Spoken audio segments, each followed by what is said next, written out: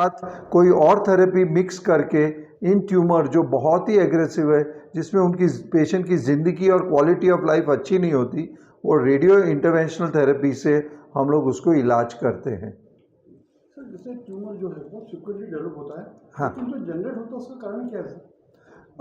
देखिए, ये जो ट्यूमर का कारण है, एक तो वायरस जो होता है हेपेटाइटिस बी और हेपेटाइटिस सी, ये वायरस की वजह से ट्यूमर होने के बहुत ज़्यादा चांसेस हैं। अब हम लोग अगर बड़े बड़े शहरों में देखें तो पेशेंट आदमियों की ज़िंदगी की इम्प्रूवमेंट हो गई है, खाना पीना बढ़ गया है, वजन बढ़ जा रहा है, ओबेसिटी हो रही है, तो वैसे पेशेंट में भी डायबिटीज़ बढ़ रहा है, तो ऐसे पेशेंट में भी ये गांठ होने की शक्यता बढ़ते जा रही है। तो ये एक कारण होता है। और दूसरा कुछ जेनेटिक फैक्टर्स है जिसकी वजह से पेशेंट को ये गांठ होने की शक्यता होती है। तो जब कभी ये गांठ नज़र आती है, हम लोग सोनोग्राफी करें, ब्लड टेस्ट करें, सीटी स्कैन करें, तो गांठ नज़र में आती है, तो फिर हम उसकी इलाज का ट्रीटमेंट हम लोग प्लान करते हैं।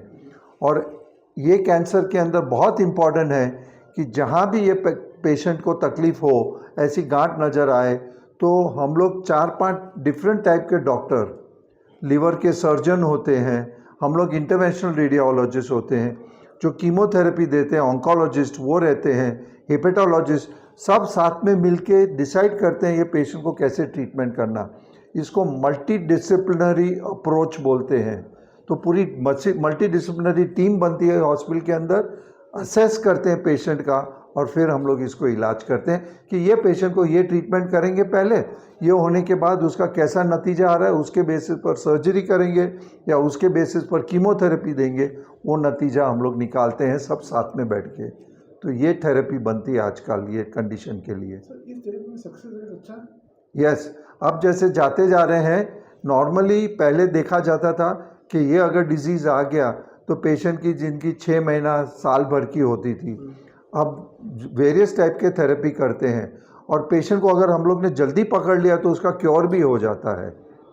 और मल्टी डिसिप्लिनरी अप्रोच करके हम लोग जब भी करते हैं तो पेशेंट को 5 साल 7 साल की भी ज़िंदगी मिल जाती है, और क्वालिटी अच्छी रहती है। ऐसा नहीं खाली लंबी ज़िंदगी हो, लंबी ज़िंदगी और ख़राब हो तो कुछ मतलब नहीं है, लेकिन लंबी ज़िंदगी के साथ में हम उनकी क्वालिटी भी इम्प्रूव करते हैं तो पेशेंट के लिए बहुत अच्छा रहता है। तो अब ये ट्रीटमेंट की वजह से सब फ़ायदे हो रहे हैं पेशेंट को।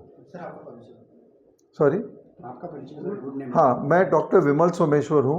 मैं interventional radiologist Kokilaben Dhirubhai Ambani hospital Bombay में हूँ।